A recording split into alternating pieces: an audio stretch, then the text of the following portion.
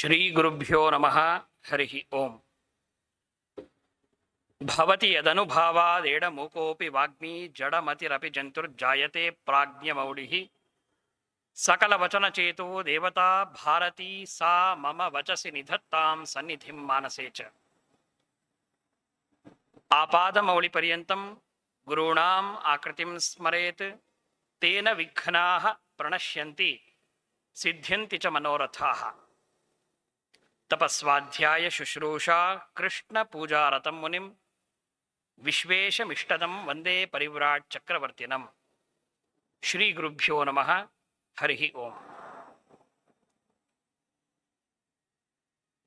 ಜ್ಯೇಷ್ಠ ಶುದ್ಧ ದಶಮಿಯ ದಿವಸ ಸಮಗ್ರ ಆಸ್ತಿಕ ವರ್ಗ ಬಹಳ ವೈಭವದಿಂದ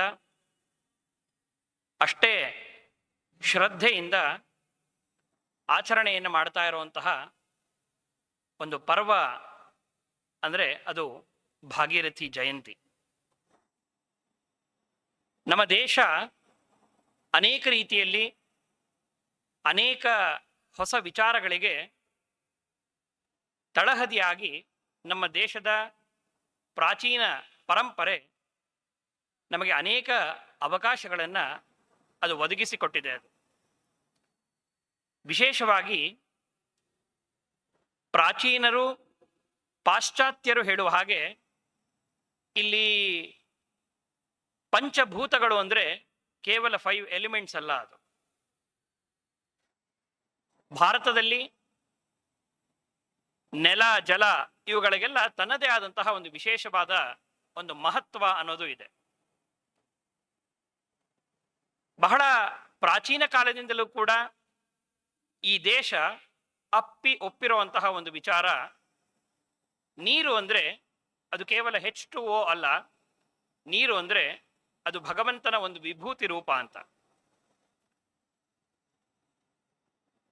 ನದಿಯಲ್ಲಿ ವಿಶೇಷವಾಗಿ ನಾವು ಕಾಣಬೇಕಾಗಿರುವಂತಹ ಭಗವಂತನ ರೂಪ ಅಂದರೆ ಅದು ಗಂಗೆಯ ರೂಪ. ಅದು ನಾವು ಸದ್ಯದಲ್ಲೇನೆ ಭಾಗೀರಥಿ ಜಯಂತಿಯನ್ನ ಆಚರಣೆ ಮಾಡುವರಿದ್ದೇವೆ. ವಸ್ತುತಃ ಭಾಗೀರಥಿ ಜಯಂತಿ ಅನ್ನುವ ಶಬ್ದವೇ ಒಂದು ರೀತಿಯಲ್ಲಿ ಸರಿ ಹೌದು, ಒಂದು ರೀತಿಯಲ್ಲಿ ತಪ್ಪು ಕೂಡ ಹೌದು. ಆಚಾರ್ಯರ ಶಾಸ್ತ್ರವನ್ನ ಯಾರು ಅಧ್ಯಯನವನ್ನ ಮಾಡ್ತಾರೋ ಅವರಿಗೆ ಸಮಗ್ರವಾದಂತಹ ಅಥವಾ ಒಂದು ಅರ್ಥಪೂರ್ಣವಾದಂತಹ ಒಂದು ಮಾಹಿತಿ ನಮಗೆ ಸಿಗೋದೇನು ಅಂದರೆ, ಜಯಂತಿ ಅನ್ನುವ ಶಬ್ದವನ್ನ ನಾವು ಯಾವ ಸಂದರ್ಭದಲ್ಲಿ ಬಳಸ್ತೇವೆ ಅಂತಂದ್ರೆ, ಎಲ್ಲರಿಗೂ ಗೊತ್ತಿರೋ ಹಾಗೆ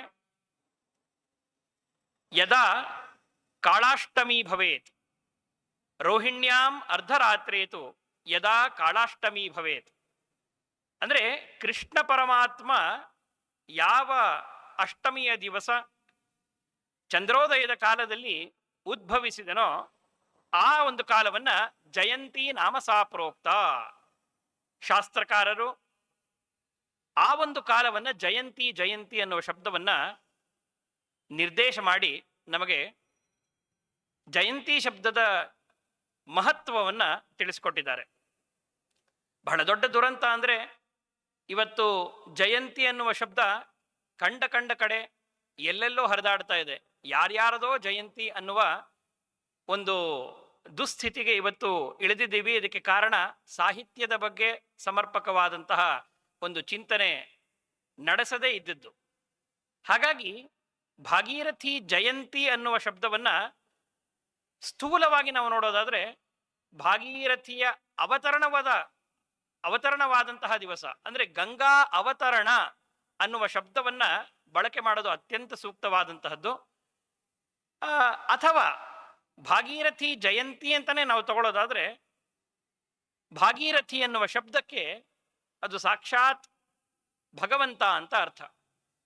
ಶಾಸ್ತ್ರಕಾರರು ಹೇಳ್ತಾರೆ, ಏಕೈಕಂ ಅಕ್ಷರಂ ಪ್ರೋಕ್ತಂ ಮಹಾಪಾತಕ ನಾಶನಂ ಅಂತ. ಒಂದೊಂದು ಅಕ್ಷರದಲ್ಲೂ ಕೂಡ ಭಗವಂತನ ವಿಶೇಷವಾದಂತಹ ವಿಭೂತಿ ರೂಪಗಳ ಯಾರು ಚಿಂತನೆಯನ್ನು ಮಾಡ್ತಾರೋ ಅಂತಹವರಿಗೆ ಎಲ್ಲ ತರಹದ ಪಾಪಗಳೂ ಕೂಡ ಅದು ನಾಶಕ್ಕೆ ಕಾರಣವಾಗತ್ತೆ ಅಂತ. ಶಾಸ್ತ್ರದಲ್ಲಿ ಬಹಳ ಪ್ರಸಿದ್ಧವಾದ ಒಂದು ಮಾತಿದೆ. ಜಲೇ ದೈವಂ, ಸ್ಥಳೇ ದೈವಂ, ಪಾವಕೆ ಪವನೆ ತಥಾ, ಆಕಾಶೆ ಹೃದಯೇ ದೈವಂ, ದೈವ ಗರ್ಭೆ ವಸಾಮ್ಯಹಂ ಅಂತ. ನಮ್ಮ ಈ ದೇಶದ ಪರಂಪರೆ, ಈ ದೇಶದಲ್ಲಿ ಬಂದಂತಹ ಎಲ್ಲ ಸಾಧಕ ವರ್ಗ ಅವರು ಅನುಭವಿಸಿದ ರೀತಿ ಇದು. ಜಲೇ ದೈವಂ, ನೀರಿನಲ್ಲಿ ಭಗವಂತನ ವಿಭೂತಿ ರೂಪವನ್ನ ಕಂಡುಕೊಂಡಂತಹವರು. ಸ್ಥಳೇ ದೈವಂ, ನೆಲದಲ್ಲಿ ಅಂದ್ರೆ ಉಪನಿಷತ್ತುಗಳು ಏನು ಸರ್ವೇ ವೇದ ಯತ್ ಪದ ಮಾಮನಂತಿ ತಪಾಂಸಿ ಸರ್ವಾಣಿ ಚ ಯದ್ ವದಂತಿ ಯದಿಚ್ಛಂತೋ ಬ್ರಹ್ಮಚರ್ಯಂ ಚರಂತಿ ತತ್ತೇ ಪದಂ ಸಂಗ್ರಹೇಣ ಬ್ರವೀಮಿ ಓಂ ಇತಿ ಅಂತ ಉಪನಿಷತ್ತು ಏನು ಹೇಳುತ್ತೋ, ಯಾವುದೇ ಶಬ್ದವನ್ನು ನೀವು ತೆಗೆದುಕೊಂಡ್ರೂ ಕೂಡ ಎಲ್ಲಾ ಶಬ್ದಗಳು ಕೂಡ ಅದು ಭಗವಂತನನ್ನೇ ನಿರ್ದೇಶ ಮಾಡುತ್ತೆ ಅನ್ನೋದು ಶಾಸ್ತ್ರಕಾರರ ಒಂದು ಮತ. ಹಾಗಾಗಿ ಮಧ್ವ ವಿಜಯದಲ್ಲಿ ನಮಗೆ ಪಂಡಿತಾಚಾರ್ಯರು ಸೂಕ್ಷ್ಮವಾಗಿ ಒಂದು ವಿಚಾರವನ್ನು ಹೇಳ್ತಾರೆ ನೋಡಿ. ಆ ಅಂಶವನ್ನ ನಾವು ಈ ಸಂದರ್ಭದಲ್ಲಿ ನಾವು ಅದಕ್ಕೆ ತುಲನೆಯನ್ನ ಮಾಡಬಹುದು ನಾವು. ಪಂಡಿತಾಚಾರ್ಯರು ಹೇಳ್ತಾರೆ, ಸ್ಮೃತಿ ಕೀರ್ತನ ಪ್ರಣತಿಭಿರ್ವಿಮುಕ್ತಯೇ ಸ್ವಜನಸ್ಯ ಯಾತ್ಯಯಮನೇಕ ರೂಪತಾಂ ಅಂತ. ಸ್ಮೃತಿ ಕೀರ್ತನ ಪ್ರಣತಿಭಿರ್ವಿಮುಕ್ತಯೇ. ನಾನು ಯಾಕೆ ಇದರ ಉಲ್ಲೇಖವನ್ನ ಮಾಡ್ತಾ ಇದ್ದೀನಿ ಅಂದ್ರೆ, ಭಾಗೀರಥಿ ಜಯಂತಿ ಅನ್ನೋ ಶಬ್ದವನ್ನ ನಾವು ತೆಗೆದುಕೊಂಡ್ರೆ ಸೂಕ್ಷ್ಮವಾದ ಎಲ್ಲರಿಗೂ ಗೊತ್ತಿರುವಂತಹ ಒಂದು ಸಂದರ್ಭ ಏನು, ಒಂದು ಸಾಮಾನ್ಯವಾದ ಅರ್ಥ ಏನು ಅಂದ್ರೆ, ಭಗೀರಥನು ವಿಷ್ಣು ಪಾದಾಬ್ಜ ಸಂಭೂತಳಾದಂತಹ ಗಂಗೆಯನ್ನು ಭೂಮಿಗೆ ತಂದಂತಹ ಒಂದು ದಿವಸ ಅಂತ. ಇದು ಎಲ್ಲರಿಗೂ ಗೊತ್ತಿರುವಂತಹ ಒಂದು ಸಾಮಾನ್ಯವಾದ ಸಂಗತಿ. ಆದರೆ ಶಾಸ್ತ್ರೀಯ ಹಿನ್ನೆಲೆಯಿಂದ ನಾವು ಇದನ್ನು ನೋಡ್ಲಿಕ್ಕೆ ಹೋದ್ರೆ, ಭಗೀರಥ ಅನ್ನುವ ಶಬ್ದವೂ ಕೂಡ ಅದು ಭಗವಂತನ ಒಂದು ರೂಪವೇ. ಅದು ಅಂದ್ರೆ ಪರಮಾತ್ಮ ಭಗೀರಥನ ಮೂಲಕ ಗಂಗೆಯನ್ನ, ಅಂದ್ರೆ ತನ್ನ ಪಾದದಿಂದ ಉದ್ಭವಿಸಿದಂತಹ ಗಂಗೆಯನ್ನ ಹರಿಸಿ ತನ್ಮೂಲಕವಾಗಿ ಸಾಮಾನ್ಯಾತಿ ಸಾಮಾನ್ಯ ವ್ಯಕ್ತಿಗಳ ಪಾಪಗಳನ್ನು ಕೂಡ ದೂರ ಮಾಡುವಂತಹ ಒಂದು ಮಹತ್ತರವಾದಂತಹ ಒಂದು ಕಾರುಣ್ಯವನ್ನ ಭಗವಂತ ಅದನ್ನ ಗಂಗೆಯ ಮೂಲಕವಾಗಿ ಅದನ್ನು ತೋರಿಸ್ಕೊಟ್ಟಿದ್ದಾನೆ ಅಂತ. ಇದನ್ನೇ ಪಂಡಿತಾಚಾರ್ಯ ಹೇಳಿದ್ದು, ಸ್ಮೃತಿ ಕೀರ್ತನ ಪ್ರಣತಿಭಿರ್ ವಿಮುಕ್ತಯೇ ಸ್ವಜನಸ್ಯ ಯಾತ್ಯಯಂ ಅನೇಕ ರೂಪತಾಂ ಅಂತ. ಭಗವಂತನ ಅನೇಕ ರೂಪಗಳಲ್ಲಿ ಇದು ಕೂಡ ಒಂದು ರೂಪ. ಅದು ನಾವು ಪ್ರಸಿದ್ಧವಾದ ಮಾತನ್ನೇ ನಾವು ಕಾಣುತ್ತೇವೆ. ಯತ್ರ ಗಂಗಾಚ ಯಮುನಾ ಯತ್ರ ಪ್ರಾಚೀ ಸರಸ್ವತಿ ನಿಮಗ್ನಾನಾಂ ಯಥಾ ಗಂಗಾ ಅಂತ. ಸ್ವಯಂ ಭಗವಂತನೇ ಹೇಳ್ತಾನೆ, ಗಂಗೆ ಅಂದ್ರೆ ಮತ್ತೆ ಬೇರೆ ಯಾವುದೋ ಒಂದು ನೀರಲ್ಲ, ಆಕಾಶದಿಂದ ಉದ್ಭವಿಸಿದಂತಹ ನೀರಷ್ಟೇ ಅಲ್ಲ, ಅಂದ್ರೆ ಅದು ಸಾಕ್ಷಾತ್ ನನ್ನದೇ ಮತ್ತೊಂದು ರೂಪ ಅದು ಅಂತ. ಹಾಗಾಗಿ ಭಾಗೀರಥಿ ಜಯಂತಿಯ ಈ ಒಂದು ಶುಭ ಸಂದರ್ಭದಲ್ಲಿ ನಾವೆಲ್ಲರೂ ಕೂಡ ಅನುಸಂಧಾನಕ್ಕೆ ತಂದುಕೊಳ್ಳಬೇಕಾಗಿರುವಂತಹ ಅನೇಕ ಪ್ರಮುಖ ವಿಷಯಗಳಲ್ಲಿ ಮೊದಲನೆಯ ವಿಷಯ ಏನು ಅಂದ್ರೆ, ಭಾಗೀರಥಿ ಜಯಂತಿಯ ಈ ಒಂದು ಸಂದರ್ಭದಲ್ಲಿ ಅವಳು ಗಂಗೆ ಭಾಗೀರಥಿ ಆಗಿದ್ದು ಹೇಗೆ? ಈ ಕಥೆ ಎಲ್ಲರಿಗೂ ಕೂಡ ಗೊತ್ತಿರುವಂತಹ ಒಂದು ಸಂಗತಿಯೇ ಅದು. ನಾವು ನೋಡ್ತೇವೆ, ಅವಳು ಮಂದಾಕಿನಿ ಅಂತ ಒಂದು ಹೆಸರಿನಿಂದ ಪ್ರಸಿದ್ಧಿಯನ್ನು ಪಡೆದಿದ್ದಾಳೆ. ಗಂಗೆಯೂ ಅವಳೆ, ನಲಿನಿಯೂ ಅವಳೆ, ಮಾಲಿನಿಯೂ ಅವಳೆ, ತ್ರಿಪಥಗ, ಹೀಗೆ ಗಂಗೆಗೆ ಅನೇಕ ಹೆಸರುಗಳನ್ನ ಶಾಸ್ತ್ರಕಾರರು ನಿರ್ದೇಶ ಮಾಡ್ತಾ ಬರ್ತಾರೆ. ಆದರೆ ಭಗೀರಥನಿಂದಾಗಿ ಆಕಾಶದಲ್ಲಿ ಪ್ರವಹಿಸ್ತಾ, ಅಂದ್ರೆ ಸ್ವರ್ಗದಲ್ಲಿ ಪ್ರವಹಿಸ್ತಾ ಇದ್ದಂತಹ ಗಂಗೆ ಭಗೀರಥನಿಂದಾಗಿ ಭೂಮಿಗೆ ಬಂದಿದ್ದು ಅನ್ನೋದಕ್ಕಿಂತ ಮೊದಲು ಒಂದು ಸಣ್ಣ ಉಲ್ಲೇಖವನ್ನ, ಒಂದು ಕಥೆಯನ್ನ ನಾವು ಪುರಾಣಗಳಲ್ಲಿ ನಾವು ಕಾಣ್ತೇವೆ. ನಾವು ಸುಮಾರು ಜನಕ್ಕೆ ಈ ಕಥೆಯ ಪರಿಚಯ ಇರಲ್ಲ. ಅಂದ್ರೆ ಈ ಕಥೆಯ ಹಿನ್ನೆಲೆಯನ್ನ ಹೇಳುವುದರ ಉದ್ದೇಶ ಇಷ್ಟೇ, ಯಾವುದೇ ಶಾಸ್ತ್ರದಲ್ಲಿ ಯಾವುದೇ ಒಂದು ಸಂಗತಿಗಳು ಬಂದಾಗಲೂ ಕೂಡ ಅದರ ಹಿನ್ನೆಲೆಯನ್ನು ನಾವು ಪೂರ್ವಾಪರ ವಿಮರ್ಶನೆಯನ್ನ ಮಾಡಿದಾಗ ಯಾವ ಸಂದರ್ಭದಲ್ಲಿ ಯಾವ ಕಥೆ ಹುಟ್ಟಿಕೊಳ್ತೋ ಅಲ್ಲಿ ಬಂದಂತಹ ಪಾತ್ರಗಳು ಏನು ವಿಶೇಷವಾದಂತಹ ಸಂದೇಶವನ್ನ ತಿಳಿಸ್ಕೊಡುತ್ತೆ ಅನ್ನೋದನ್ನ ನಾವು ಸರಿಯಾಗಿ ಅರ್ಥ ಮಾಡಿಕೊಂಡ್ರೆ ಆಗ ಆ ಕಥೆಯ ಪಾತ್ರಗಳು, ಆ ಕಥೆಯ ಮೌಲ್ಯಗಳು ಇವೆಲ್ಲವೂ ಕೂಡ ನಮಗೆ ಸುಲಭವಾಗಿ ಅರ್ಥ ಆಗ್ತಾ ಹೋಗುತ್ತೆ. ಇದನ್ನೇ ಅನುಸಂಧಾನ ಅಂತ ಕರೆಯೋದು. ನಾವು ನಿತ್ಯವೂ ಕೂಡ ನಮ್ಮ ದೇಹದ ಶುದ್ಧಿಯನ್ನ ನಾವು ಮಾಡ್ಕೊಳ್ತೀವಿ. ಈ ಎಕ್ಸ್ಟರ್ನಲ್ ಪ್ಯೂರಿಫಿಕೇಶನ್ ಅನ್ನೋದು ಅಂದ್ರೆ ಕೇವಲ ದೇಹವನ್ನು ಶುದ್ಧಿ ಮಾಡ್ಕೊಳ್ಳಿಕ್ಕೆ ನಾವು ಬಳಸೋದು ಬರೀ ನೀರಷ್ಟೇ ಅಲ್ಲ. ಶಾಸ್ತ್ರಕಾರರು ಹೇಳಿದ್ರು, ಕೇವಲ ಭೌತಿಕ ಶುದ್ಧಿ ಮಾತ್ರ ಇದ್ರೆ ಅದು ಉಪಯೋಗ ಇಲ್ಲ, ಆಂತರಿಕವಾಗಿಯೂ ಕೂಡ ಒಂದು ಶುದ್ಧಿ ಅಂತ ಇರಬೇಕು. ಆ ಆಂತರಿಕ ಶುದ್ಧಿ ಅನ್ನೋದು ಆಗೋದು ಯಾವಾಗ ಅಂತಂದ್ರೆ ಇಂತಹ ಗಂಗಾ ಸಂಸ್ಮರಣೆಯಿಂದ. ಎಲ್ಲರಿಗೂ ಗೊತ್ತಿರೋ ಹಾಗೆ ಗಂಗೇತಿಯೋ ಬ್ರೂಯಾತ್ ಆಚಾರ್ಯರು ಆವಾಗಲೇ ಉಲ್ಲೇಖವನ್ನು ಮಾಡಿದ್ರು. ಎಷ್ಟೋ ದೂರದಲ್ಲಿರುವಂತಹ ಗಂಗೆಯ ನಾಮಸ್ಮರಣೆಯನ್ನು ಮಾಡಿದ್ರೆ ಸಾಕು, ಎಲ್ಲ ತರಹದ ಪಾತಕಗಳನ್ನು ಕೂಡ ಅವಳು ನಾಶವನ್ನ ಮಾಡ್ತಾಳೆ ಅಂತ. ಹಾಗೆ ಮಾಡಬೇಕಾದ್ರೆ ಅದಕ್ಕೊಂದು ಸಣ್ಣ ಹಿನ್ನೆಲೆಯನ್ನ ನಾವು ಗಮನಿಸೋಣ. ಈ ಹಿನ್ನೆಲೆ ಬಹಳ ಸೂಕ್ಷ್ಮವಾಗಿ ವಾಲ್ಮೀಕಿ ತನ್ನ ರಾಮಾಯಣದಲ್ಲಿ, ಅದರ ವಿಸ್ತೃತಿಯನ್ನ ಮಹಾಭಾರತದಲ್ಲಿ ವ್ಯಾಸರು ನಮಗೆ 5000 ವರ್ಷಗಳಿಗಿಂತ ಮೊದಲೇ ಅದನ್ನು ತಿಳಿಸ್ಕೊಟ್ಟಿದ್ದಾರೆ. ಏನದು ಅದರ ಹಿನ್ನೆಲೆ ಅಂದ್ರೆ, ಪುರಾ ಬಭೂವ ಗೋಲೋಕೆ ಸಾ ಗಂಗಾ ದ್ರವರೂಪಿಣಿ ರಾಧಾ ಕೃಷ್ಣಾಂಗ ಸಂಭೂತ ತದಂಶ ತತ್ಸ್ವರೂಪಿಣಿ. ವ್ಯಾಸರು ಮಹಾಭಾರತದಲ್ಲಿ ಅಥವಾ ಇತರೆ ಪುರಾಣಗಳಲ್ಲಿ ಸೂಕ್ಷ್ಮವಾಗಿ ಹೇಳುವಂತಹ ಒಂದು ಸಂಗತಿ ಇದು. ಏನದರ ತಾತ್ಪರ್ಯ ಅಂದ್ರೆ, ಹಿಂದೆ ಗೋಲೋಕದಲ್ಲಿ ಸರ್ವೋತ್ತಮನಾಗಿದ್ದಂತಹ ಭಗವಂತನ ಹಾಗೂ ಲಕ್ಷ್ಮೀದೇವಿಯ ರಾಧಾ ರೂಪದಿಂದ ಉದ್ಭವಿಸಿದಂತಹ ಅತ್ಯಂತ ಶ್ರೇಷ್ಠ ಸುಪುತ್ರಿಯೇ ಅದು ಗಂಗಾದೇವಿ ಅಂತ. ಒಂದು ವಿಚಿತ್ರವಾದ ಕಥೆಯ ಉಲ್ಲೇಖವನ್ನ ವ್ಯಾಸರು ಪುರಾಣದಲ್ಲಿ ಉಲ್ಲೇಖ ಮಾಡ್ತಾರೆ. ಗಂಗೆಗೆ ಸಂಬಂಧಪಟ್ಟಂತಹ ಒಂದು ಕಥೆ ಇದು.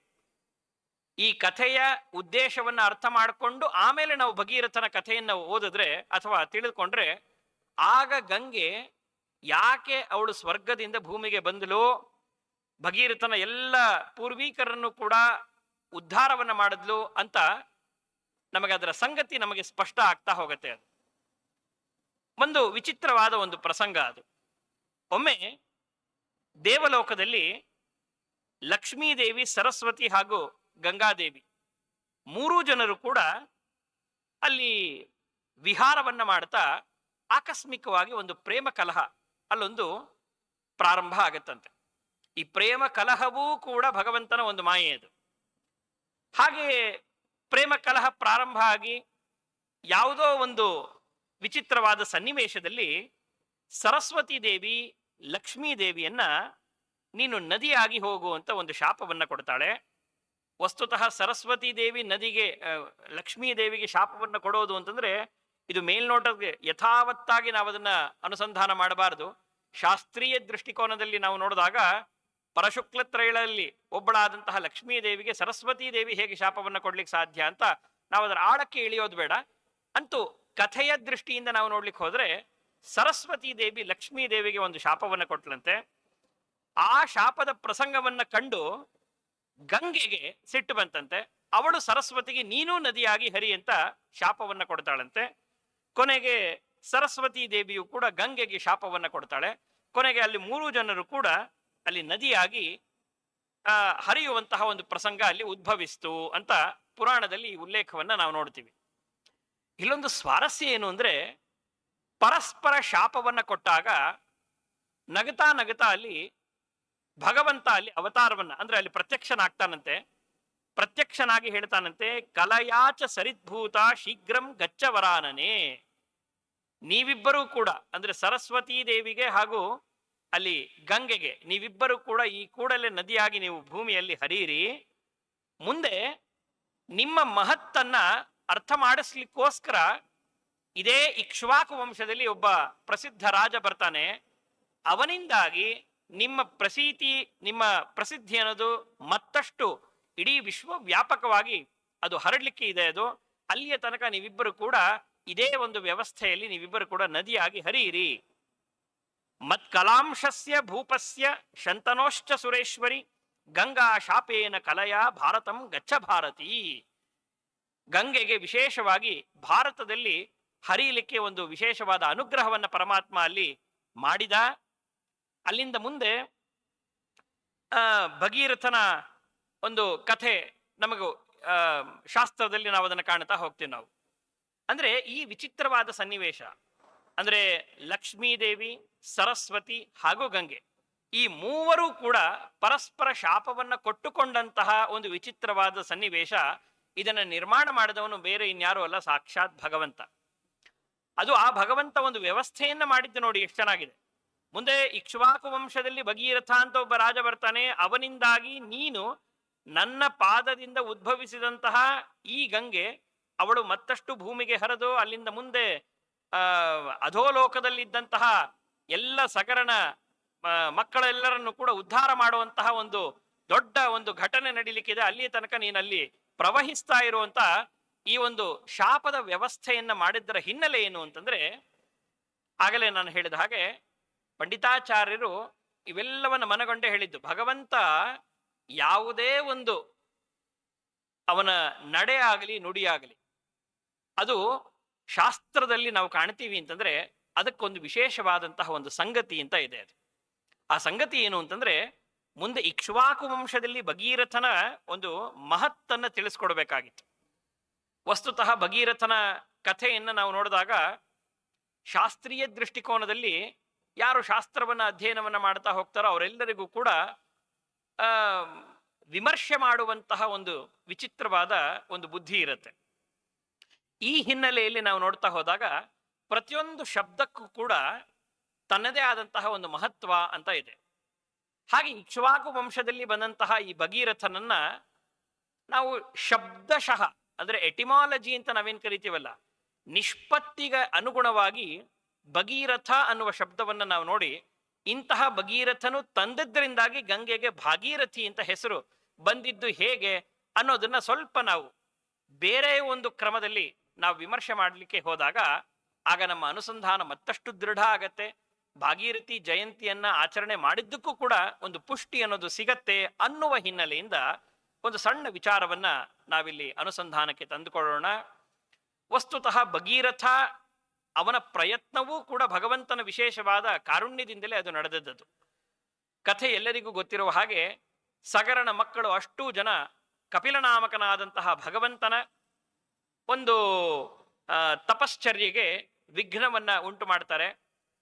ಅದಕ್ಕೆ ಕಾರಣ ಇಂದ್ರನು ಅಪಹಾರ ಮಾಡಿ ಹೋದಂತಹ ಒಂದು ಆ ಹಯ ಕುದುರೆಯನ್ನ ಕಪಿಲನಾಮಕನಾದಂತಹ ಭಗವಂತನ ಪಕ್ಕದಲ್ಲಿ ಅದನ್ನ ಇಟ್ಟಾಗ ಇವರು ಎಲ್ಲ ಕಡೆ ಆ ಯಜ್ಞಾಶ್ವವನ್ನ ಹುಡುಕಿಕೊಂಡು ಬಂದರು. ಕೊನೆಗೆ ಎಲ್ಲೂ ಸಿಗದೆ ಅಧೋಲೋಕದಲ್ಲಿದ್ದಂತಹ ಕಪಿಲನಾಮಕನಾದಂತಹ ಭಗವಂತನ ಪಕ್ಕದಲ್ಲಿ ಆ ಹಯವನ್ನ ನೋಡಿ ಇವರೇ ಆ ಕುದುರೆಯನ್ನ ಕದ್ದದ್ದು ಅಂತ ಭ್ರಮಿಸಿ ಅವರನ್ನ ಸಾಯಿಸಲಿಕ್ಕೆ ಅಂತ ಅಷ್ಟೂ ಜನ ಮಕ್ಕಳು ಹೊರಟಾಗ ಕೇವಲ ನೇತ್ರೋನ್ಮೀಲನದಿಂದ ಕಣ್ಣನ್ನ ತೆಗೆದಿದ್ದರಿಂದಾಗಿ ಅಷ್ಟೂ ಜನ ಕೂಡ ಅಲ್ಲಿ ಭಸ್ಮರಾಗಿ ಹೋದರು. ಮುಂದೆ ಅವರೆಲ್ಲರಿಗೂ ಕೂಡ ಒಂದು ಉತ್ತಮವಾದ ಗತಿ ಅದು ಸಿಗಬೇಕಾದ್ರೆ ಅದಕ್ಕೆ ಒಂದು ಕಾರಣ, ಅದು ಗಂಗೆ ಬರಬೇಕಾಯಿತು. ಇದಿಷ್ಟು ಕಥೆ ಎಲ್ಲರಿಗೂ ಕೂಡ ಗೊತ್ತಿರುವಂತಹ ಒಂದು ಸಂಗತಿ. ಅದು ಇಲ್ಲೊಂದು ಸ್ವಾರಸ್ಯವನ್ನು ನಾವು ಗಮನಿಸೋದಾದ್ರೆ, ಭಗೀರಥ ಇದೇ ವಂಶದಲ್ಲಿ ಸಗರನ ಮೊಮ್ಮಗನಾಗಿ ಅಲ್ಲಿ ಬಂದಾಗ ಅವನು ಅನೇಕ ಸಹಸ್ರ ವರ್ಷಗಳ ತನಕ ತಪಸ್ಸನ್ನು ಮಾಡ್ತಾನೆ. ಕೊನೆಗೆ ಪ್ರತ್ಯಕ್ಷರಾದಂತಹ ಬ್ರಹ್ಮದೇವರು ಗಂಗೆಯಿಂದಾಗಿ ನಿನ್ನ ಪೂರ್ವಿಕರು ಎಲ್ಲರಿಗೂ ಕೂಡ ಅವರಿಗೆ ಉತ್ತಮವಾದಂತಹ ಗತಿಯನ್ನು ನೀನು ಕಲ್ಪಿಸಲಿಕ್ಕೆ ಸಾಧ್ಯ, ಆದ್ರಿಂದ ಗಂಗೆಯ ಪ್ರಾರ್ಥನೆಯನ್ನು ಮಾಡು ಅಂತ ಹೇಳಿದಾಗ ಭಗೀರಥ ಅಲ್ಲಿ ಪ್ರಾರ್ಥನೆಯನ್ನು ಮಾಡಿದ. ಗಂಗೆಯು ಅಲ್ಲಿ ಪ್ರತ್ಯಕ್ಷಳಾಗ್ತಾಳೆ. ಪ್ರತ್ಯಕ್ಷಳಾಗಿ ಒಂದು ಸವಾಲನ್ನ ಭಗೀರಥನಿಗೆ ಅಲ್ಲಿ ಕೊಟ್ಲು. ನಾನು ವಿಷ್ಣು ಪಾದಾಬ್ಜ ಸಂಭೂತ ಅಂದ್ರೆ ಭಗವಂತನ ಕಾಲ ಬೆರಳಿನಿಂದ ಹೊರಬಂದಂಥವಳು ನಾನು ಸ್ವರ್ಗದಲ್ಲಿ ಹರಿತಾ ಇದ್ದೀನಿ. ನಾನು ಭೂಮಿಗೆ ಬರಬೇಕಾದ್ರೆ ನನ್ನ ಪ್ರವಾಹದ ಓಘವನ್ನ ಅಂದ್ರೆ ಆ ವೇಗವನ್ನ ತಡೆದುಕೊಳ್ಳುವಂತಹ ಶಕ್ತಿ ಯಾರಿಗಿದೆ? ಯಾರಿಗೂ ಕೂಡ ಇಲ್ಲ. ಆದ್ರಿಂದ ರುದ್ರದೇವರು ನನ್ನ ಪ್ರವಾಹವನ್ನು ತಡಿಲಿಕ್ಕೆ ಸಾಧ್ಯ ಆಗತ್ತಾ ಕೇಳಿ ನೋಡು ಅಂತ ಹೇಳಿದಾಗ ಮುಂದೆ ರುದ್ರದೇವರ ಪ್ರಾರ್ಥನೆಯನ್ನ ಭಗೀರಥ ಅಲ್ಲಿ ಮಾಡಿದ. ಭಗೀರಥನು ಮಾಡಿದ ಪ್ರಾರ್ಥನೆಗೆ ಓಗೊಟ್ಟಂತಹ ರುದ್ರದೇವರು ಗಂಗೆಯನ್ನು ತನ್ನ ಜಟೆಯಲ್ಲಿ ಬಂಧಿಸಿದ್ರು. ಕೊನೆಗೆ ಮತ್ತೆ ಪ್ರಾರ್ಥನೆಯನ್ನು ಮಾಡಿದಾಗ ಅದರ ವಿಸರ್ಜನೆ ಆಯಿತು. ಆಮೇಲೆ ಅಲ್ಲಿಂದ ಮುಂದೆ ಗಂಗೆಯೇ ಆ ವಿಷ್ಣು ಈಶ್ವರನ ಜಟೆಯಿಂದ ಕೆಳಗೆ ಹರಿದಾಗ ಅವತ್ತಿನಿಂದ ಈಶ್ವರನಿಗೆ ಗಂಗಾಧರ ಅಂತ ಒಂದು ಪ್ರಸಿದ್ಧಿ ಅದು ಬಂತು. ಹಿಮವಂತನ ಮೂಲಕವಾಗಿ ಗಂಗೆ ಅಲ್ಲಿ ಭೂಮಿಯಲ್ಲಿ ಹರಿದಾಗ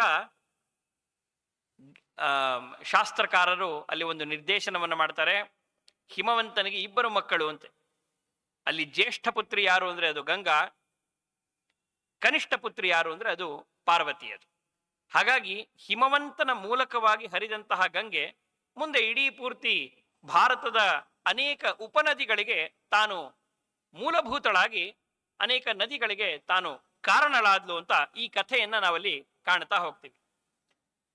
ನಾನು ಆಗಲೇ ಹೇಳಿದ ಹಾಗೆ ಭಗೀರಥನ ಈ ಪ್ರಯತ್ನದಿಂದ ದೇವಲೋಕದಲ್ಲಿ ಪ್ರವಹಿಸ್ತಾ ಇದ್ದಂತಹ ಗಂಗೆ ಭೂಮಿಗೆ ಬಂದಿದ್ದು ಅಂತಂದ್ರೇನು? ಒಂದು ರೀತಿಯಲ್ಲಿ ಭಗೀರಥನ ಪಾತ್ರವನ್ನ ಕಂಡಾಗ ತಕ್ಷಣ ನಮಗೆ ಸ್ಫುರಣೆ ಆಗಬೇಕಾಗಿರೋದು ಏನು ಅಂದ್ರೆ, ಆ ಶಬ್ದವನ್ನ ನಿಷ್ಕರ್ಷೆ ಮಾಡಿದಾಗ ಭಗ ಈರ ಥ ಅಂತ ನಾವು ವ್ಯಾಕರಣದ ದೃಷ್ಟಿಕೋನದಿಂದಲೂ ಕೂಡ ನಾವು ಇದನ್ನು ನೋಡಿದಾಗ ಭಗ ಅನ್ನೋ ಶಬ್ದಕ್ಕೆ ಅನೇಕ ಅರ್ಥಗಳಿದೆ. ವೈರಾಗ್ಯ ಅಂತ ಅರ್ಥ ಇದೆ, ಜ್ಞಾನ ಅಂತ ಅರ್ಥ ಇದೆ, ಕಾಂತಿ ಅಂತ ಅರ್ಥ ಇದೆ, ಐಶ್ವರ್ಯ ಅಂತ ಅರ್ಥ ಇದೆ. ಈ ಎಲ್ಲ ಶಬ್ದಗಳನ್ನು ಕೂಡ ಉಲ್ಲೇಖ ಮಾಡುವಂತಹ ಭಗ ಶಬ್ದವನ್ನ ಈರಯತಿ ಇತಿ ಅಂದ್ರೆ ಭಗವಂತನೇ ಮುಖ್ಯವಾಗಿ ಐಶ್ವರ್ಯ ಅಂತ ತಿಳಿದುಕೊಂಡಂತವ್ರು ಯಾರು ಅಂದ್ರೆ ಅದು ಏಕಾಂತ ಭಕ್ತರು. ಅಂತಹ ಏಕಾಂತ ಭಕ್ತಿ ಯಾರಲ್ಲಿ ಇರಬೇಕೋ ಅಂಥವರಲ್ಲಿ ಏನು ಇರಬಾರ್ದು ಅಂದ್ರೆ ಈ ಕಾಮಕ್ರೋಧಾದಿಗಳು ರಾಗದ್ವೇಷಾದಿಗಳು ಇರಬಾರ್ದು. ಆ ರಾಗದ್ವೇಷಾದಿಗಳು ಇರಬಾರ್ದು ಅನ್ನೋ ಶಬ್ದವನ್ನು ತಿಳಿಸುವಂಥದ್ದು ಯಾವುದು ಅಂದ್ರೆ ಥ. ವ್ಯಾಕರಣದ ದೃಷ್ಟಿಯಿಂದ ನಾವು ನೋಡೋದಾದ್ರೆ ಥ ಶಬ್ದಕ್ಕೆ ಥ ಯುದ್ಧವು ಅಂದ್ರೆ ಯುದ್ಧ ಅನ್ನೋ ಅರ್ಥದಲ್ಲಿ ಥ ಅನ್ನುವ ಶಬ್ದವನ್ನ ನಾವು ಬಳಸ್ತೀವಿ ನಾವು. ಹಾಗಾಗಿ ಈ ಎಲ್ಲ ಭಾವವನ್ನ ಕ್ರೋಢೀಕರಿಸಿ ನಾವು ನೋಡಿದಾಗ ಭಗೀರಥ ಅನ್ನುವ ಶಬ್ದವನ್ನ ಏನಂತ ಅರ್ಥ ಮಾಡಬಹುದು ಅಂತಂದ್ರೆ ಎಲ್ಲ ಐಶ್ವರ್ಯ, ವೈರಾಗ್ಯ, ಜ್ಞಾನ ಮೊದಲಾದ ಅರ್ಥಗಳನ್ನು ಕೊಡುವಂತಹ ಅಥವಾ ಎಲ್ಲ ಅರ್ಥಗಳನ್ನು ತಿಳಿಸಿಕೊಡುವಂತಹ ಯಾವ ಭಗವದ್ ಭಕ್ತರಿದ್ದಾರೋ ಅವರು ಭಗವಂತನ ಕೃಪೆಗೆ ಪಾತ್ರರಾಗಬೇಕಾದ್ರೆ ತಮ್ಮಲ್ಲಿ ಎಲ್ಲಾ ರಾಗದ್ವೇಷಾದಿಗಳನ್ನು ಕೂಡ ಕೊಂದುಕೊಂಡಿದ್ದರೆ ಮಾತ್ರ ಅಂಥವರಿಗೆ ಭಗವಂತ ವಿಶೇಷವಾಗಿ ಅನೇಕ ರೂಪಗಳಲ್ಲಿ ಒಲಿದು ಬರ್ತಾನೆ ಅನ್ನುವ ಒಂದು ಅಪೂರ್ವವಾದಂತಹ ಪ್ರಮೇಯವನ್ನು ಕೂಡ ನಾವು ಶಬ್ದಶಃ ನಾವಲ್ಲಿ ನೋಡಿದಾಗ ನಮ್ಮ ಅನುಸಂಧಾನ ಮತ್ತಷ್ಟು ದೃಢ ಆಗತ್ತೆ. ಇಂತಹ ಭಗವಂತನ ನಿತ್ಯ ಅನುಸಂಧಾನವನ್ನ ಮಾಡುವಂತಹ ಸಾಧಕ ವರ್ಗದಲ್ಲಿ ಬಹಳ ದೊಡ್ಡ ಸ್ಥಾನದಲ್ಲಿರುವಂತಹ ಭಗೀರಥನ ಪ್ರಯತ್ನದಿಂದಾಗಿ ಭಗವಂತನೇ ಗಂಗೆಯ ರೂಪದಲ್ಲಿ ಭಗೀರಥನಿಗೆ ಒಲಿದು ಬಂದು ಇಡೀ ಜಗತ್ತನ್ನ ಪವಿತ್ರಗೊಳಿಸ್ದ ಅಂತ ಇದಿಷ್ಟು ಅನುಸಂಧಾನ ಭಗೀರಥನು ಹೊತ್ತು ತಂದ ಭಾಗೀರಥಿ ಅನ್ನುವ ಶಬ್ದಗಳಿಂದ ನಮಗೆ ದೃಢ ಆಗ್ತಾ ಹೋಗತ್ತೆ. ಇಲ್ಲಿ ಒಂದು ವಿಶೇಷ, ನಮ್ಮ ಸಿದ್ಧಾಂತದಲ್ಲಿ ಯಾವುದೇ ದೇವತೆಗಳ ಉಪಾಸನೆಯನ್ನು ಮಾಡಬೇಕಾದ್ರೆ, ಋಷಿಗಳ ಉಪಾಸನೆಯನ್ನು ಮಾಡಬೇಕಾದ್ರೆ ನಮ್ಮಲ್ಲಿ ಒಂದು ಕ್ರಮ ಇದೆ. ಏನದು ಅಂತಂದ್ರೆ ಆಚಾರ್ಯ ಮಧ್ವರು ಹಾಕಿಕೊಟ್ಟಿರುವಂತಹ ಒಂದು ಕ್ರಮ ಇದು. ಈ ಪ್ರೋಟೋಕಾಲ್ನ ನಾವು ಫಾಲೋ ಮಾಡಿದ್ರೆ ಮಾತ್ರ ನಮಗೆ ಉಪಾಸನೆ ಯಾವ ರೀತಿಯಲ್ಲಿ ಮಾಡ್ತೀವೋ ಅದು ಸದುಪಾಸನೆ ಅಂತ ಅದು ಕರೆಸ್ಕೊಳ್ಳುತ್ತೆ. ಹಾಗೆ ಎಲ್ಲ ದೇವತೆಗಳ ಕಕ್ಷೆಗಳನ್ನ ನಾವು ನೋಡ್ತಾ ಬಂದ್ರೆ ಗಂಗಾದೇವಿ ಭಾಗೀರಥಿ ಅವಳು ಯಾವ ಕಕ್ಷೆಯಲ್ಲಿ ಬಂದು ನಿಲ್ತಾಳೆ ಅಂತಂದ್ರೆ ಜಗನ್ನಾಥದಾಸರು ತಮ್ಮ ಹರಿಕಥಾಮೃತ ಸಾರದಲ್ಲಿ ಬಹಳ ಸ್ಪಷ್ಟವಾಗಿ ಉಲ್ಲೇಖವನ್ನು ಮಾಡ್ತಾರೆ. 20ನೆಯ ಕಕ್ಷೆಯಲ್ಲಿ ಬರುವಂತಹವಳು ಯಾರು ಅಂದ್ರೆ ಅದು ಗಂಗಾದೇವಿ. ಅಂದ್ರೆ ಸ್ವಾಹಾದೇವಿ, ಅಗ್ನಿಯ ಪತ್ನಿಯಾದಂತಹ ಸ್ವಾಹ, ಇವರೆಲ್ಲರ ಸಮಾನವಾಗಿ ಬರುವಂತಹ 20ನೆಯ ಕಕ್ಷೆಯಲ್ಲಿ ಬರುವವಳು ಯಾರು ಅಂದ್ರೆ ಅದು ಗಂಗೆ. ನಾವು ಹೇಳ್ತೀವಿ ಭಗೀರಥ ಅಷ್ಟೆಲ್ಲ ಪ್ರಯತ್ನ ಪಟ್ಟು ಭಾಗೀರಥಿಯನ್ನ ಇಲ್ಲಿಗೆ ತಂದ ಅಂತ. ವಸ್ತುತಃ ಹರಿಕಥಾಮೃತ ಸಾರವನ್ನು ನಾವು ಗಮನಿಸಿದಾಗ ಅಥವಾ ಶಾಸ್ತ್ರದಲ್ಲಿ ಪದ್ಮಪುರಾಣ ವಿಶೇಷವಾಗಿ ಪದ್ಮಪುರಾಣ ಹೇಳುತ್ತೆ ಗಂಗಾದೇವಿ ಪರಮಾತ್ಮನ ಪಾದದಲ್ಲಿ ಅವಳಲ್ಲಿ ನೆಲೆಸಬೇಕು ಅಂದ್ರೆ ಅವಳು ಎಷ್ಟು ಸಾಧನೆಯನ್ನು ಮಾಡಿದ್ದಾಳೆ ಅಂದ್ರೆ ಅದಕ್ಕೆ ನಮಗೆ ಜಗನ್ನಾಥದಾಸರು ಹರಿಕಥಾಮೃತ ಸಾರದಲ್ಲಿ ಹೇಳ್ತಾರೆ, ವರುಣನ ಯುವತಿ ಪರ್ಜನ್ಯಾದಿ ಪುಷ್ಕರ 6 ಕಲ್ಪದಲ್ಲಿ. ಅಂದ್ರೆ 6 ಕಲ್ಪಗಳ ತನಕ ಸಾಧನೆಯನ್ನು ಮಾಡಿದಾಳಂತೆ. ಆ ಸ್ಥಾನವನ್ನು ಪಡಿಬೇಕಾದ್ರೆ. ಅಂದ್ರೆ ನಾವು ಹೇಳ್ತೀವಿ ಭಗೀರಥನ ಪ್ರಯತ್ನವೇ ಬಹಳ ದೊಡ್ಡ ಪ್ರಯತ್ನ ಅಂತ. ಭಗೀರಥ ಆ ಗಂಗಾದೇವಿಯನ್ನ ಭೂಮಿಗೆ ತರಬೇಕಾದ್ರೆ ಗಂಗೆಯ ಪ್ರಯತ್ನ ನೋಡ್ರಿ ಎಷ್ಟಿದೆ. 20ನೇ ಕಕ್ಷೆಯನ್ನ ಏರಬೇಕಾದ್ರೆ ಗಂಗೆ 6 ಕಲ್ಪಗಳ ತನಕ ಸಾಧನೆಯನ್ನು ಮಾಡಿದ್ಲಂತೆ ಅವಳು. ಅಷ್ಟು ಸಾಧನೆಯನ್ನು ಮಾಡಿದ್ರೆ ಮಾತ್ರ ಭಗವಂತ ಆ ಕಕ್ಷೆಯನ್ನು ಕೊಡ್ತಾನಂತೆ. ಇವತ್ತು ನಾವು ಹೇಳಲ್ವಾ, ಅಕಾಡೆಮಿಕ್ ಪರ್ಫಾರ್ಮೆನ್ಸ್ ಅಥವಾ ಪರ್ಫಾರ್ಮೆನ್ಸ್ ಅಂತ ನಾವೇನಾದ್ರು ನೋಡಿದಾಗ ಈ ಎಲ್ಲಾ ತರಹದ ಅಸೆಸ್ಮೆಂಟ್ಗಳನ್ನೆಲ್ಲ ಮಾಡಿದ ಮೇಲೆ ಕೊನೆಗೆ ಅವನಿಗೆ ತಕ್ಕದಾದಂತಹ ಒಂದು ಸ್ಥಾನ ಸಿಗಬೇಕಾದ್ರೆ ಅದಕ್ಕೆ ಒಂದು ಯಾವ ರೀತಿಯಲ್ಲಿ ವಿಮರ್ಶೆಯನ್ನು ಮಾಡ್ತಾರೋ ಹಾಗೆ ಭಗವಂತನು ಕೂಡ ಗಂಗಾದೇವಿಯನ್ನ 20ನೇ ಕಕ್ಷೆಯಲ್ಲಿ ಇಡಬೇಕಾದ್ರೆ ಅವಳ ಸಾಧನೆ 6 ಕಲ್ಪಗಳ ತನಕ ಅದನ್ನ ವಿಮರ್ಶೆ ಮಾಡಿ ಕೊನೆಗೆ ಅವಳಿಗೆ ಇಂತಹ ಒಂದು ಉತ್ತಮವಾದಂತಹ ಸ್ಥಾನವನ್ನು ಕೊಟ್ಟಿದ್ದಾನೆ ಅಂತ ನಾವು ಭಾಗೀರಥಿ ಜಯಂತಿಯ ಈ ಒಂದು ಸಂದರ್ಭದಲ್ಲಿ ಭಾಗೀರಥಿಯ ಕಕ್ಷೆಯನ್ನ ನಾವು ಚಿಂತನೆಯನ್ನು ಮಾಡಬೇಕು. ಶಾಸ್ತ್ರದಲ್ಲಿ ಹೇಳ್ತಾರೆ, ಗಂಗಾ ಅನ್ನುವ ಶಬ್ದವನ್ನ ನಾವು ಕೇವಲ ಸ್ಮರಣೆ ಮಾಡಿದ್ರೆ ಸಾಕಂತೆ. ಗಂಗಾ ಗಂಗೇತಿ ಯೋ ಬ್ರೂಯಾತ್ ಯೋಜನಾನಾಂ ಶತೇರಪಿ. ಕೇವಲ ಸ್ಮರಣೆ ಮಾಡಿದ್ರೆ ಸಾಕು, ಎಲ್ಲ ತರಹದ ಪಾಪಗಳಿಂದ ಮುಕ್ತಿಯನ್ನ ಕೊಡುವವಳು ಅದು ಗಂಗೆ ಅಂತ. 20ನೇ ಕಕ್ಷೆಯಲ್ಲಿರುವಂತಹ ಗಂಗೆಗೆ ಇಂಥ ಸಾಮರ್ಥ್ಯ ಇದೆ ಅಂತಂದ್ರೆ ಇನ್ನ ಅದಕ್ಕಿಂತ ಮೇಲೆ ಇರುವಂತಹ ಎಲ್ಲಾ ಕಕ್ಷ್ಯಾದಿ ಅಭಿಮಾನಿ ದೇವತೆಗಳು, ಎಲ್ಲಾ ಕಕ್ಷೆಯಲ್ಲಿ ಬರುವಂತಹ ದೇವತೆಗಳು, ಅವೆಲ್ಲರನ್ನೂ ಕೂಡ ನಿಯಮನ ಮಾಡುವಂತಹ ಭಗವಂತನ ಕಾರುಣ್ಯ ಎಂತಹದ್ದು. ಈ ರೀತಿಯಲ್ಲಿ ನಾವು ಚಿಂತನೆಯನ್ನು ಮಾಡಿದಾಗ ತಾರತಮ್ಯೋಕ್ತವಾಗಿ, ತಾರತಮ್ಯ ಪ್ರಕಾರವಾಗಿ ನಾವು ಚಿಂತನೆಯನ್ನು ಮಾಡ್ತಾ ಹೋದ್ರೆ ಆಗ ವಿಶೇಷವಾಗಿ ಭಗವಂತ ನಮಗೆ ಅನುಗ್ರಹವನ್ನ ದಯಪಾಲಿಸ್ತಾನೆ ಅನ್ನೋದ್ರಲ್ಲಿ ಯಾವುದೇ ತರಹದ ಸಂಶಯ ಇಲ್ಲ. ಹಾಗೆ ಜಗನ್ನಾಥದಾಸರು ಭೋಜನ ರಸ ವಿಭಾಗ ಸಂಧಿಯಲ್ಲಿ ಗಂಗೆಯ ಚಿಂತನೆಯನ್ನು ಎಲ್ಲಿ ಮಾಡಬೇಕು ಅನ್ನೋದನ್ನ ಹೇಳ್ತಾರೆ. ನೋಡಿ, ನಾವೆಲ್ಲ ಇವತ್ತು ಊಟವಾದ ಮೇಲೆ ತಾಂಬೂಲ ಪ್ರಿಯರು, ಹೌದಾ? ಭೋಜನವನ್ನ ಮಾಡಿದ ಮೇಲೆ ಎಲ್ಲರೂ ಕೂಡ ತಾಂಬೂಲವನ್ನ ನಾವು ಅದನ್ನು ಸ್ವೀಕಾರ ಮಾಡ್ತೀವಿ. ಆದರೆ ನಾವು ಭೋಜನದ ನಂತರ ತಾಂಬೂಲವನ್ನು ಸ್ವೀಕಾರ ಮಾಡುವ ಮುಂಚೆ ಭಗವಂತನಿಗೆ ಎಲ್ಲ ತರಹದ ಷಡ್ರಸೋಪೇತವಾದ ಭೋಜನವನ್ನ ಅಂದ್ರೆ ನೈವೇದ್ಯವನ್ನ ಮಾಡಿ ತಾಂಬೂಲಂ ಸಮರ್ಪಯಾಮಿ ಅಂತ ತಾಂಬೂಲವನ್ನ ಸಮರ್ಪಣೆ ಮಾಡಬೇಕಾದ್ರೆ ತಾಂಬೂಲದಲ್ಲಿ ಗಂಗೆಯ ಚಿಂತನೆಯನ್ನ ಮಾಡಬೇಕು ಅನ್ನೋದನ್ನ ಜಗನ್ನಾಥದಾಸರು ಒತ್ತಿ ಸ್ಪಷ್ಟವಾಗಿ ಅದನ್ನು ಹೇಳ್ತಾರೆ. ಶಾಸ್ತ್ರದಲ್ಲೂ ಕೂಡ ಅದಕ್ಕೆ ಬಹಳ ವಿಶೇಷವಾದಂತಹ ಒಂದು ಮನ್ನಣೆಯನ್ನ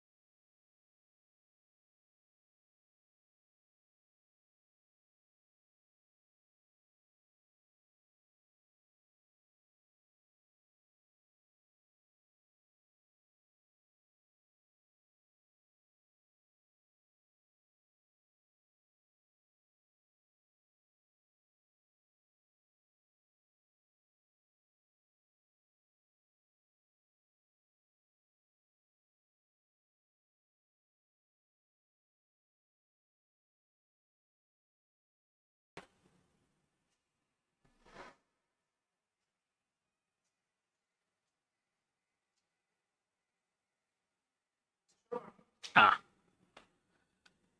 ಭಂಡಾರ್ಕರ್ ಓರಿಯೆಂಟಲ್ ರಿಸರ್ಚ್ ಇನ್ಸ್ಟಿಟ್ಯೂಟ್ನಲ್ಲಿ ಇತ್ತೀಚೆಗೆ ಸಿಕ್ಕಂತಹ ಒಂದು ಪುಸ್ತಕ ಭೋಜನ ಕುತೂಹಲ ಅಂತ. ಅದರ ಬಗ್ಗೆ ಬಹಳ ವ್ಯಾಪಕವಾದಂತಹ ಒಂದು ಸಂಶೋಧನೆ ನಡೆದಿದೆ, ಈಗಲೂ ಕೂಡ ನಡೀತಾ ಇದೆ. ಅದರಲ್ಲಿ ಗಂಗೆಯ ಮಹತ್ವವನ್ನು ತಿಳಿಸ್ಕೊಡುವಂತಹ ಆಧುನಿಕ ಸಂಶೋಧಕರು ಒಂದು ವಿಶೇಷವಾದ ಸಂಗತಿಯನ್ನು ಹೇಳ್ತಾರೆ. ಇವತ್ತು ಎಷ್ಟೋ ಜನ ಆಪಾದನೆಯನ್ನು ಮಾಡ್ತಾರೆ, ಗಂಗೆಯಲ್ಲಿ ಅನೇಕ ತರಹದ ಕಲ್ಮಶ ವಸ್ತುಗಳೆಲ್ಲ, ಎಷ್ಟೋ ಕೆಮಿಕಲ್ ಕಾಂಪೋನೆಂಟ್ಸ್ಗಳೆಲ್ಲ ಬರ್ತಾ ಇದೆ, ಹಾಗಾಗಿ ಗಂಗೆಯಲ್ಲಿ ಸ್ನಾನ ಮಾಡೋದು ಅಥವಾ ಗಂಗೆಯನ್ನು ನೋಡಿದಾಗ ಅನೇಕ ಅಥವಾ ಗಂಗೆಯಲ್ಲಿ ಅದರ ಪ್ರಾಶನ ಮಾಡಿದಾಗ, ಅಲ್ಲಿ ಸ್ನಾನ ಮಾಡಿದಾಗ ಅನೇಕ ತರಹದ ರೋಗ ರುಜಿನಗಳೆಲ್ಲ ಬರುತ್ತೆ ಅಂತ. ಆದರೆ ಇವೆಲ್ಲವನ್ನೂ ಕೂಡ ಚಾಲೆಂಜ್ ಮಾಡುವಂತಹ ಒಂದು ಸ್ವಾರಸ್ಯಕರವಾದ ಒಂದು ವಿಷಯ ಆ ಗ್ರಂಥದಲ್ಲಿ ಉಲ್ಲೇಖ ಮಾಡಿದ್ದಾರೆ. ಗಂಗೆಯಲ್ಲಿ ಎಷ್ಟು ಔಷಧೀಯ ಗುಣಗಳಿದೆ ಅಂತಂದ್ರೆ, ಎಷ್ಟೇ ಎಕ್ಸ್ಟರ್ನಲ್ ಆಗಿ ಅಂದ್ರೆ ಗಂಗೆಯ ಮೇಲ್ಪದರದಲ್ಲಿ ಎಷ್ಟೇ ಕೊಳೆಗಳು ಅಥವಾ ಎಷ್ಟೇ ಕೆಮಿಕಲ್ ಕಾಂಪೋನೆಂಟ್ಸ್ಗಳು ಬಂದರೂ ಕೂಡ ಆ ಗಂಗೆಯಲ್ಲಿ ಯಾರು ಸ್ನಾನ ಮಾಡ್ತಾರೋ, ಗಂಗಾ ನೀರನ್ನ ಯಾರು ಪ್ರಾಶನ ಮಾಡ್ತಾರೋ ಅಂಥವ್ರಿಗೆ ಇಮ್ಯುನಿಟಿ ಪವರ್ ಅನ್ನೋದು ಅತಿ ಹೆಚ್ಚು ಆಗತ್ತೆ ಅನ್ನುವ ಒಂದು ವಿಶೇಷವಾದಂತಹ ಸಂಶೋಧನೆ ಇತ್ತೀಚೆಗೆ ಅದು ನಡೆದಿದೆ. ಇದಕ್ಕೆ ಆಧಾರ ಆ ಗ್ರಂಥವೇ ಇದೆ. ಇದಲ್ಲದೆ ಗಂಗಾ ಧ್ವನಿ ಅನ್ನುವ ಒಂದು ಉತ್ತರ ಭಾರತದಲ್ಲಿ ಪ್ರಕಾಶವಾಗಿರುವಂತಹ ಒಂದು ಪುಸ್ತಕ, ಅದೆಷ್ಟೋ ಅದ್ಭುತವಾದಂತಹ ವಿಚಾರಗಳನ್ನ ಆಧುನಿಕ ಸಂಶೋಧಕರಿಗೆ ಮತ್ತೆ ಪಾಶ್ಚಾತ್ಯರಿಗೆ ಬೇಕಾಗಿರುವಂತಹ ಅನೇಕ ಮಾಹಿತಿಗಳನ್ನ ಅದು ಒದಗಿಸಿಕೊಡುತ್ತೆ. ಇತ್ತೀಚಿನ ದಿನಗಳಲ್ಲಿ ತಾವು ಕಂಡಿರಬಹುದು, ಯಾವಾಗ ಮಹಾಕುಂಭಮೇಳದಲ್ಲಿ ಅನೇಕ ಕೋಟಿಶಃ ಜನ ಅಲ್ಲಿ ಸ್ನಾನಕ್ಕೆ ಅಂತ ಹೋದ್ರೋ, ಅನೇಕರು ಅದನ್ನ ಟೀಕೆಯನ್ನ ಮಾಡಿದ್ರು. ಅಲ್ಲಿಯ ಒಂದು ಪ್ರಸಂಗ, ಅಲ್ಲಿಯ ಒಂದು ಸ್ಥಿತಿಗತಿಗಳನ್ನ ವಿಮರ್ಶೆ ಮಾಡಲಿಕ್ಕೆ ಅಂತ ಹೋಗಿ ಇಲ್ಲಿ ಯಾರು ಸ್ನಾನ ಮಾಡ್ತಾರೋ ಅವರು ಅನೇಕ ರೋಗ ರುಜಿನಗಳನ್ನ ಆಹ್ವಾನಿಸ್ತಾರೆ ಅಂತ ಈ ರೀತಿಯಲ್ಲಿ ಅನೇಕ ತರಹದ ಟೀಕೆಗಳನ್ನ ಎಷ್ಟೋ ಜನ ಮಾಡಿದ್ರು. ಆದರೆ ಗಂಗಾಧ್ವನಿ ಅನ್ನುವ ಒಂದು ಪುಸ್ತಕ ಬಹಳ ಸ್ವಾರಸ್ಯಕರವಾದ ಅನೇಕ ವಿಚಾರಗಳನ್ನ ಹೇಳುತ್ತೆ. ಈ ದೇಶದಲ್ಲಿ ಬಂದಂತಹ ಎಷ್ಟೋ ಜನ ಮತಾಂಧರು ಅಂತ ಯಾರಿದ್ದಾರೋ, ಅವರ ಉಲ್ಲೇಖ ಬೇಡ, ಮತಾಂಧರು ಅಂತ ಯಾರಿದ್ದಾರೋ ಅವರಿಗೂ ಕೂಡ ಕದ್ದು ಮುಚ್ಚಿ ಗಂಗೆಯ ಒಂದು ಸೇವನೆಯನ್ನ ಮಾಡ್ತಾ ಇದ್ರು, ಗಂಗೆಯ ನೀರಿನಲ್ಲಿ ಸ್ನಾನವನ್ನ ಮಾಡ್ತಾ ಇದ್ರು ಅಂತ ಪಾಶ್ಚಾತ್ಯರು ಅದರ ಬಗ್ಗೆ ಉಲ್ಲೇಖವನ್ನ ಮಾಡಿದ್ದಾರೆ. ಉದಾಹರಣೆಗೆ ಹೇಳೋದಾದ್ರೆ, ಮೊಹಮ್ಮದ್ ಬಿನ್ ತುಘಲಕ್ ಆತನ ಹೆಸರನ್ನ ಉಲ್ಲೇಖ ಮಾಡ್ತಾರೆ.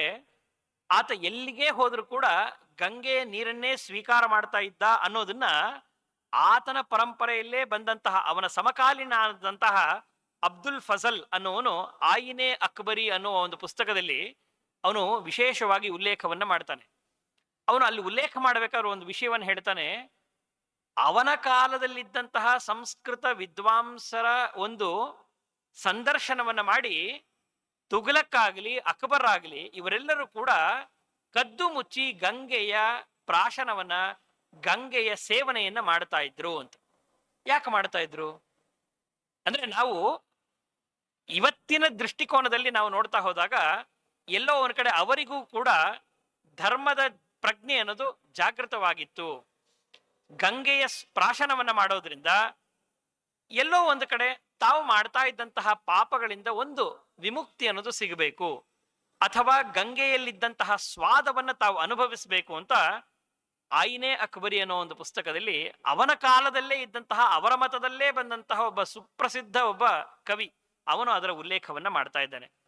ಇದಲ್ಲದೆ ಪಾಶ್ಚಾತ್ಯರ ಒಂದು ದೇಶದಲ್ಲಿ ಅತ್ಯಂತ ಪ್ರಸಿದ್ಧನಾದಂತಹ ಒಬ್ಬ ವಿಮರ್ಶಕ, ಅವನ ಹೆಸರು ಬರ್ಮಿಯರ್ ಅಂತ, ಒಬ್ಬ ಫ್ರೆಂಚ್ ದೇಶದ ಒಬ್ಬ ಬಹಳ ದೊಡ್ಡ ಕವಿ, ಅವನು ವಿಮರ್ಶಕ. ಅವನು ಔರಂಗಜೇಬನ ಬಗ್ಗೆ ಒಂದು ವಿಶೇಷವಾದ ಮಾಹಿತಿಯನ್ನ ತನ್ನ ಗ್ರಂಥದಲ್ಲಿ ಉಲ್ಲೇಖ ಮಾಡಬೇಕಾದ್ರೆ ಅವನು ಹೇಳ್ತಾನೆ, ಎಲ್ಲೇ ಪ್ರವಾಸಕ್ಕೆ ಅಂತ ಹೊರಟಾಗ, ಸಂಚಾರಕ್ಕೆ ಅಂತ ಹೊರಟಾಗ ಔರಂಗಜೇಬ್ ಗಂಗೆಯನ್ನು ತನ್ನ ಜೊತೆಯಲ್ಲಿ ಹೊತ್ಕೊಂಡು ಹೋಗ್ತಾ ಇದ್ದಂತೆ ಅವನು. ಇದು ಸ್ವಾರಸ್ಯಕರವಾಗಿ, ಇದು ನಾವೆಲ್ಲ ಹೇಳ್ತಾ ಇರೋದು, ಆಗಿನ ಕಾಲದಲ್ಲಿದ್ದಂತಹ ಅತ್ಯಂತ ಪ್ರಸಿದ್ಧ ಒಬ್ಬ ಫ್ರೆಂಚ್ ಲೇಖಕ ಇದರ ಬಗ್ಗೆ ಉಲ್ಲೇಖವನ್ನ ಮಾಡ್ತಾನೆ. ಕೊನೆಯದಾಗಿ ಒಂದು ಸ್ವಾರಸ್ಯಕರವಾದಂತಹ ಒಂದು ಪ್ರಸಂಗವನ್ನು ಹೇಳ್ತೀನಿ. ಡಾಕ್ಟರ್ ಹರ್ಲಿಯರ್ ಅಂತ ಅತ್ಯಂತ ಪ್ರಸಿದ್ಧನಾದಂತಹ ಒಬ್ಬ ವೈದ್ಯ, ಅವನು ಸಂಶೋಧನೆಯನ್ನು ಮಾಡ್ತಾ ಒಂದು ಮಾತನ್ನು ಹೇಳ್ತಾನೆ. ನಾನು ಪ್ರಪಂಚದ ಎಲ್ಲಾ ಪ್ರಸಿದ್ಧ ನದಿಗಳನ್ನೂ ಕೂಡ ನಾನು ನೋಡಿಬಿಟ್ಟಿದ್ದೇನೆ. ಆ ಎಲ್ಲಾ ನದಿಗಳ ನೀರನ್ನು ಕೂಡ ನನ್ನ ಲ್ಯಾಬ್ನಲ್ಲಿ ನಾನು ಸಂಶೋಧನೆಯನ್ನು ಮಾಡಿದ್ದೀನಿ.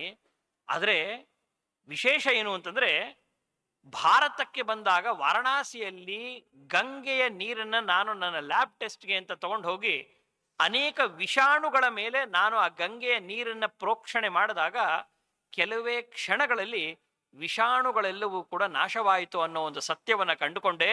ಆಗ ನನಗೆ ಗೊತ್ತಾಯಿತು, ಓ, ಭಾರತದಲ್ಲಿ ನೀರು ಅಂದರೆ ಕೇವಲ H2O ಅಷ್ಟೇ ಅಲ್ಲ, ಇಲ್ಲಿ ವಿಶೇಷವಾದಂತಹ ಭಗವಂತನ ಸಾನ್ನಿಧ್ಯ ಅನ್ನೋದಿರತ್ತೆ. ಈ ಮಾತನ್ನು ಹೇಳಿದಂತಹವನು ಅತ್ಯಂತ ಪ್ರಸಿದ್ಧನಾದಂತಹ ಡಾಕ್ಟರ್ ಹರ್ಲಿಯರ್ ಅಂತ ಒಬ್ಬ ಪಾಶ್ಚಾತ್ಯ ವೈದ್ಯ. ಅಂದ್ರೆ ಇದರ ಸ್ವಾರಸ್ಯ ಇಷ್ಟೇ, ಗಂಗೆಯನ್ನ ಕೇವಲ ನೀರಾಗಿ ಅಥವಾ ಕೇವಲ ಭಗೀರಥ ಆಕಾಶದಲ್ಲಿ ಪ್ರವಹಿಸ್ತಾ ಇದ್ದಂತಹ ನೀರನ್ನ ಇಲ್ಲಿಗೆ ತಂದ, ಆದ್ರಿಂದ ಇದರ ಮಹತ್ವ ಅಂತ ಅಷ್ಟೇ ತಿಳಿದುಕೊಳ್ಳದೆ ಗಂಗೆಯ ವಿವಿಧ ಆಯಾಮಗಳನ್ನು ನಾವು ನೋಡ್ತಾ ಹೋದಾಗ ಅದು ಕೇವಲ ನೀರಾಗಿ ಮಾತ್ರ ನಮಗೆ ಕಾಣಿಸಲ್ಲ, ಭಗವಂತನ ಒಂದು ವಿಭೂತಿ ರೂಪವಾಗಿ ನಮಗದು ಕಾಣಿಸುತ್ತೆ.